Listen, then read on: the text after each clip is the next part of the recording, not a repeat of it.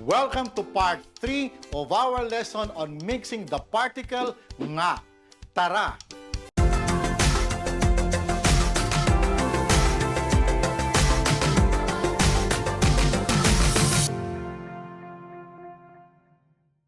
Kumusta po kayo? Welcome back.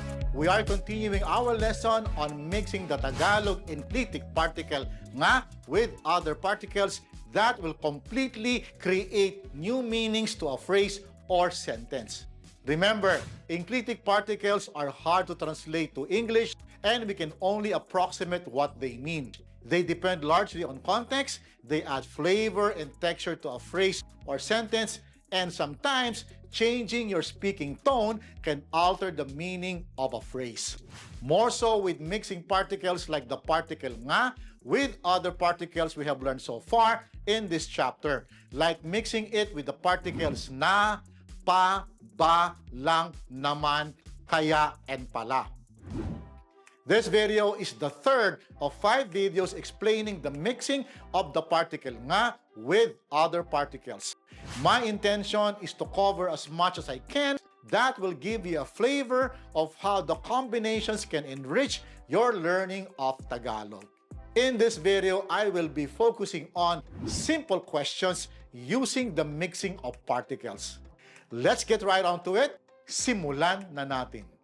First, let's review questions with the enclitic particle nga and move our way from there. Here goes. Ano nga? What is it again? Saan nga? Where is it again? Kailan nga? When is it again? Bakit nga? Why is it again? Paano nga? How is it again? Sino nga? Who is it again? Kanino nga? Whose is it again? Who? Now, let's mix the particle nga with our first particle, the particle ba, which is also a question marker. By using ba, the question becomes more emphatic. Here goes. Ano nga ba? What is it again? Saan nga ba? Where is it again? Kailan nga ba? When is it again? Bakit nga ba? Why again? What's the reason again? Paano nga ba? How is it again? Sino nga ba?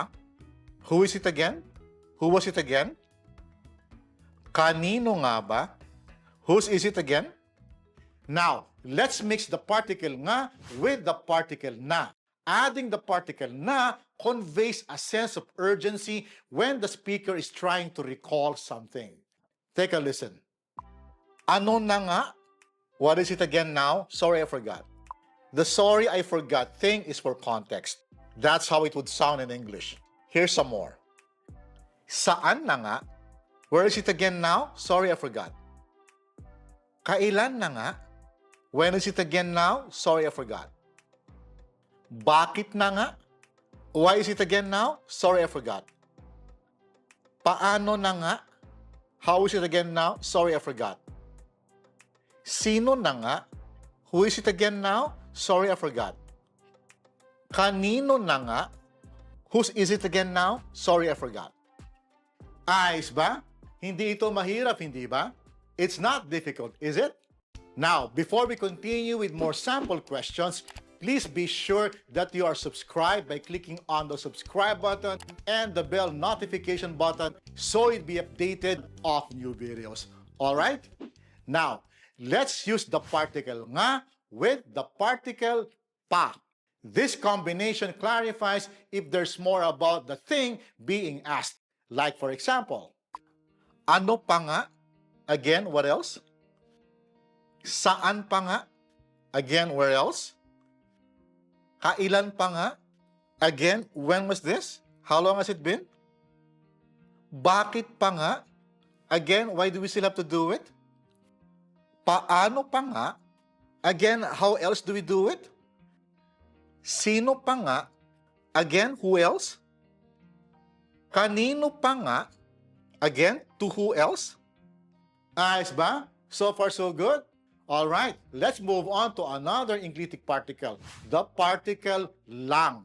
Adding the particle lang clarifies what is that something that needs to be done, to happen, to be, etc. Let's try. Ano lang nga? Again, can you tell me what something is only supposed to be done with? This is really hard to translate. This is quite a long approximation of what the question is. But I hope you get the essence of the question. Here's some more. Saan lang nga? Again, can you tell me where something is only supposed to happen? Kailan lang nga? Again, can you tell me when something is only supposed to happen? Paano lang nga? Again, can you tell me how something is only supposed to be done? Sino lang nga? Again, can you tell me who someone is only supposed to be? Kanino lang nga? Again, can you tell me to whom something is only supposed to be given to? I hope you were able to get the essence of that combination. Now, moving on to the next combination, naman plus nga. This combination clarifies what is the thing that has not yet been done. Let's take a look at these examples. Ano naman nga? What is it again now? That thing that hasn't been done yet? Did you get the context? I hope so. Here's more. Saan naman nga? Where is it again now? That place that hasn't been gone to yet? Kailan naman nga? When is it again now? That thing that hasn't been done yet? Bakit naman nga? Why is it again now? That thing that hasn't been done yet? Paano naman nga? How is it again now? That thing that hasn't been done yet? Sino naman nga? Who is it again now? That someone who hasn't been known yet? Kanino naman nga? Who does it belong to again now? That someone who hasn't been known yet? Cool? Now, let's tackle the next combination, nga and kaya. This combination expresses wonderment, like wondering something you have encountered and you are trying to recall. Let's try it. Ano nga kaya? What do you suppose it or something is? For added context, think of this question as the equivalent of asking the question, I wonder what it is or was. Here's more. Saan nga kaya? Where do you suppose it or something is? I wonder where it is. Kailan nga kaya? When do you suppose it or something is? I wonder when it is. Bakit nga kaya? Why do you suppose it or something is? I wonder why it is. Paano nga kaya? How do you suppose it or something is? I wonder how it is. Sino nga kaya? Who do you suppose it or someone is? I wonder who it is. Kanino nga kaya? To whom do you suppose something is for? I wonder who it is for. Ayos ba? And if you're enjoying this video so far, please do hit the like button because that will help a lot. Now, let's continue. Here's the combination of nga and pala. Ano nga pala? What is it again? I'm trying to remember. Saan nga pala? Where is it again? I'm trying to remember. Kailan nga pala? When is it again? I'm trying to remember. Bakit nga pala? Why is it again? I'm trying to remember. Paano nga pala? How is it again? I'm trying to remember. Sino nga pala? Who is it again? I'm trying to remember. Kanino nga pala? Whose is it again? I'm trying to remember. That's about it for now. I hope that our lesson today isn't a bit too much to take in.